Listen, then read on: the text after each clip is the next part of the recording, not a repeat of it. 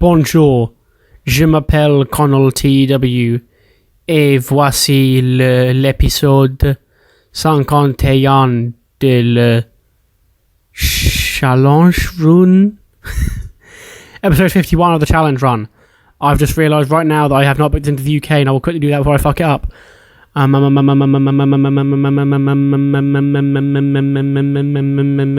Liverpool.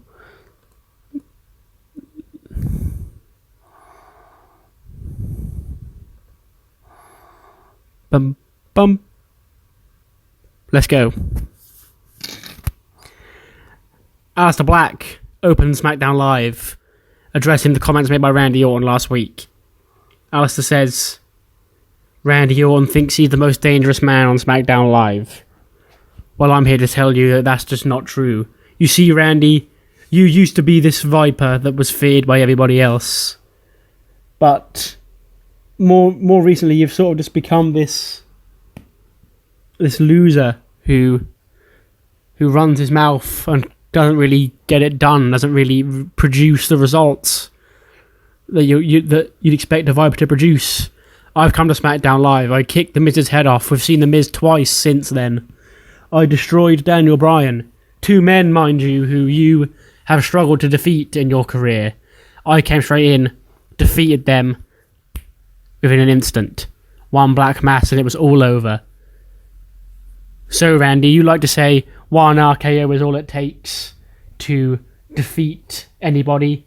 I say you've yet to step in the ring with me, and when you taste a black mass, you'll understand what it really means to be one and done. And then, Aleister Black, the lights would go out, and when they come back on, Randy Orton is behind Aleister Black, and he runs up and gives him an RKO out of nowhere.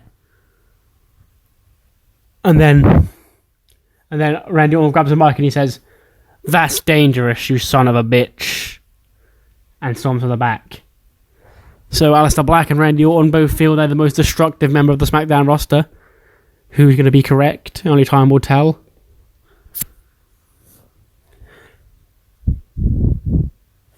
Okay, Finn, I see you. Giving an 82B with Jinder Mahal. Jinder gets a 47, Finn gets an 89. Very good match for what it was. AOP and Court Moore come to the ring. Court Moore says, I'm going to keep this short and sweet. Sheamus, Cesaro, get your ass out here right now. And Sheamus and Cesaro oblige. They'll go, well, you've got a lot of explaining to do, my friends. Because, and then he'd have AOP slowly, step closer to the bar to, try and intimidate them. Last week, AOP were about to take the championships off those two jokes, Curtis Axel and R-Truth, when you decided to run in and cost them their opportunity. You've got 10 seconds to explain why you did this, or AOP will drop you where you stand right here, right now. And Sheamus is like, you see, fella, at Battleground, we got those chumps R-Truth and Curtis Axel, they got lucky. And me and Cesaro, we want to get our championships back, fella. And you two big dumb idiots thought you could jump the line ahead of the greatest tag team of this generation, the Bar. I'm just smacking you back down to reality. Cesaro would grab the mic, he'd say, you see, as 6-time tag team champions, we've earned the right to a rematch clause. I don't care if rematch clauses aren't a thing anymore. We deserve ours. You two have done nothing other than beat a couple of tag teams. You've been here for about a cup of coffee. We've been here on lock for almost 2 years. So, you want to think you can jump in front of us? Come and show us why. And the two teams almost get into a brawl when the champions come out. And R-Truth's like, don't mind us. We're just coming out here to watch the kerfuffle. They'd have popcorn and stuff. Truth would probably trip and spill his because he's R-Truth. And then the Bar and AOP would sort of look at each other as the Snake Busters get on the apron.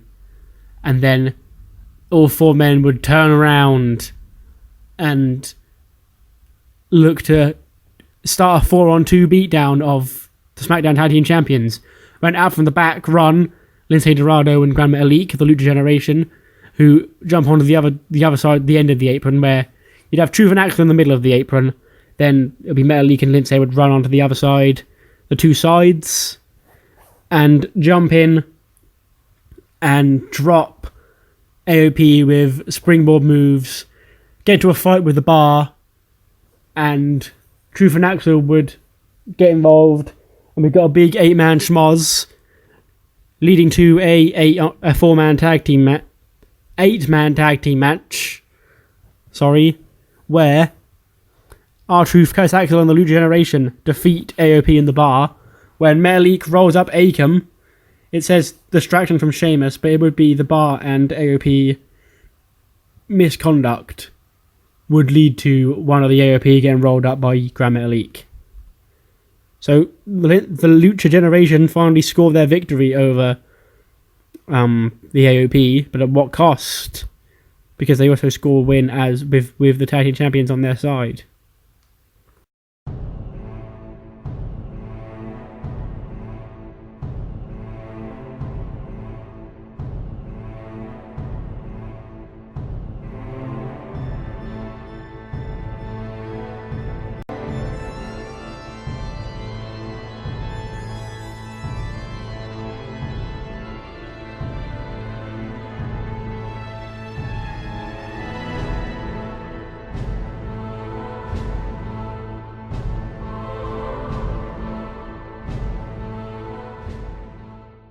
Rusev is here, and he says it's time that the United Kingdom became Rusev country, and it's time to celebrate the new national holiday of Rusev country, which is Rusev Day. So if anyone in the back wants to step up to Rusev on this fine Rusev Day and make themselves famous, feel free. And then we hear unfamiliar music to SmackDown Live. We hear, "Here's to the greatest love I've ever known." And out come Mike and Maria Kanellis, fresh off Mike quitting 205 Live last week after his loss to Akira Tozawa. And Rusev says, Mike says to Rusev, "Look, it's no secret that on 205 Live, I've not exactly been having the best of runs. But I can't blame that all on myself because 205 Live as a show wasn't really the perfect place for someone like me. I was always belonged here on SmackDown Live, as proven when I quit 205 Live. And me and you, Rusev, we're in a very similar boat. You see, both authorities, Big Show here for you, and that loser, the Hurricane, on 205 Live for me, neither of them saw our true talents. We were being held back by the machine. And you and I, Rusev, crushing love, as you could call the tag team, would do a great job here on SmackDown Live. So I urge you to think about it, because this could be the next big thing for both of us." And Rusev sort of doesn't say anything. He sort of understands, yeah, he's right, I've not been doing the best here on SmackDown Live recently. And he appears to be considering Crushing Love as a tag team name. Kairi defeats Alicia Fox. Yeah, that does indeed happen. After the match, we see Shayna Baszler on the Titantron. Look, Kairi, hey Kairi, look who it is. And she's holding up the limp, lifeless body of Kairi's best friend, Io Shirai. She says, "You want to use history against me because you beat me in the Mae Young Classic and you beat me for the Women's Championship? Need I remind you that you were also NXT Women's Champion, and who did you lose that to, hey? Who got the last laugh? Oh yeah, me. And you leave your little friend lying around here, you never know what's going to happen to her. This is a dangerous place back here, you never know when someone's going to, strike." And she'd lock Io Shirai in the clutch and Kyrie would be like upset and storm to the back as Io is being choked out by Shayna Baszler in the hallway. Kathy Kelly's backstage. She says, "Ladies and gentlemen, my guests at this time, Kevin Owens." Kevin Owens, who doesn't come on screen.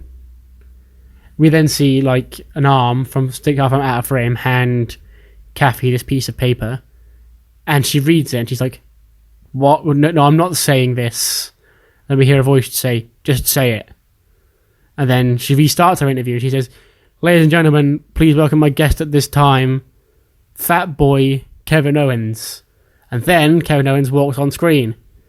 And she says, "Kevin, why? I was going to ask you about anything that Apollo and Lashley said last week and Lio Rush, but this is more interesting. Why did you give me this?" And Kevin says, "Because because Kathy, I'm fat. Look, I'm saying this now because if I'd call myself fat and out of shape, then you don't get people like Lio Rush and Bobby Lashley and Apollo Crews coming out there with their six packs and their muscles flexing, going, 'Ha, you're fat,' trying to get one up over me. Like that's some cheap card they can use to try and beat me in an argument. Look, I can't hide it. They're not the first people to call me fat. They're not going to be the last people to call me fat. But hey ho, I'm here. I'm doing my thing. It's not really held me back. So why not embrace it? And then no one can get you down. No one can use that as sort of a stinger in an argument against you, hey?" And Cabby's like, "Okay, I guess." And Kevin carries on. He's like, "Look, so you got Apollo and Lashley and Lio Rush out there with their fine physiques and their gold and their sunglasses. Well, let me tell you this. How many times have Bobby Lashley or Apollo Crews been world champion?" And Kathy's like, "None, as far as I recall." Kevin's like, "Yes, but they're the perfect pro wrestlers. They're your archetype pro wrestlers. They're the real wrestlers. You're telling me neither of them have been world champion? Well, tell me. If there's no way they can be world champion, there's no way a fat slob like me can ever be world champion. No way a fat loser like me could be universal champ." Oh. Well, Bobby Lashley won an Intercontinental title, so at least a fat slob like you would never be Intercontinental champion. US champion? Oh, that's right. Because I've been here busting my ass and I'm so damn good it doesn't matter what I look like. Whereas appearance is all that Apollo Crews and Bobby Lashley have to go off of because they've got no real charisma to show for anything. And I'm out here being more successful than they'll ever be as a fat man while they're out there just flexing off and showing off their bums. To no one is amazed by it because we've seen a million muscly men come, a million muscly men go, zero bit of charisma between the lot of them. But here I am, and I'm ready to change the world, Kathy. That's all I've got to say about Lio Rush and Bobby Lashley and Apollo Crews.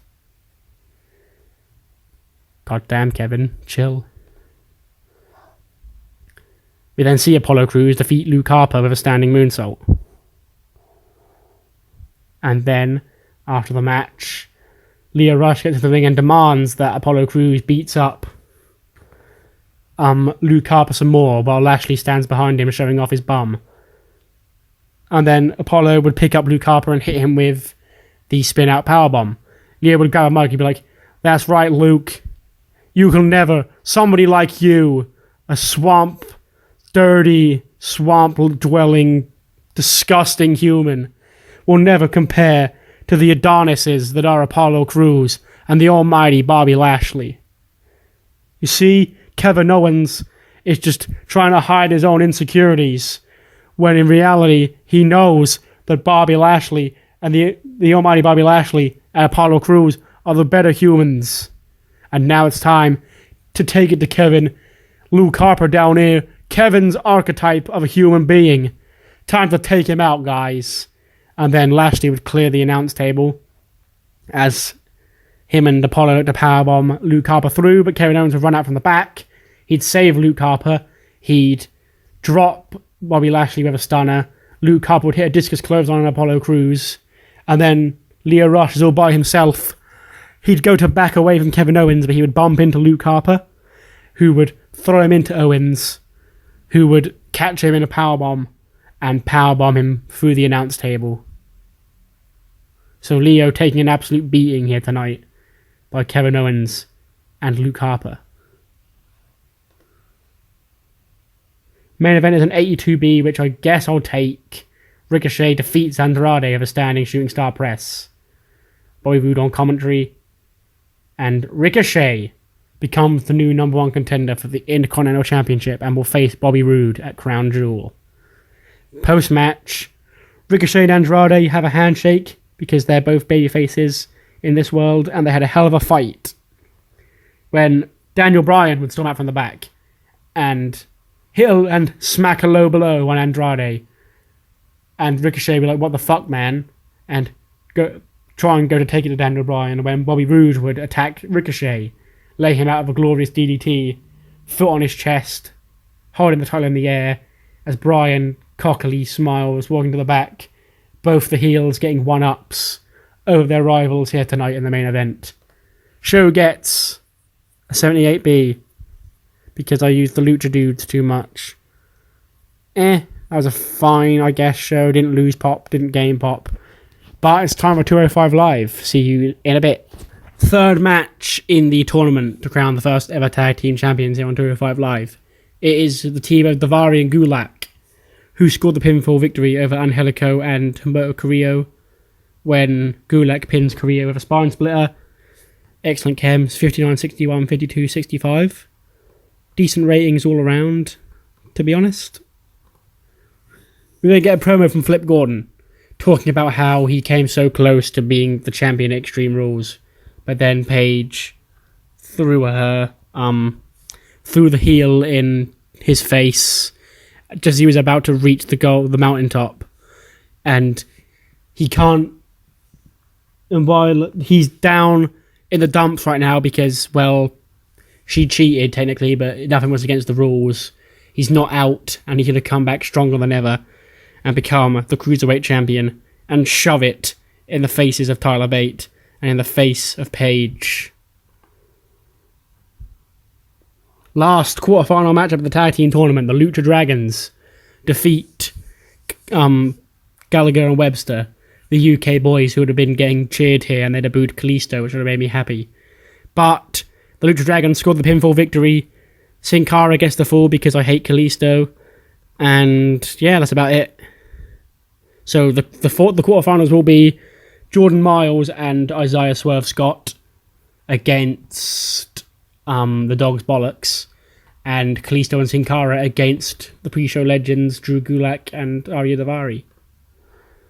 We then get Helico and Humberto Carrillo backstage, down in the dumps after their loss. They're like, "Hey man, I thought we really had it this time.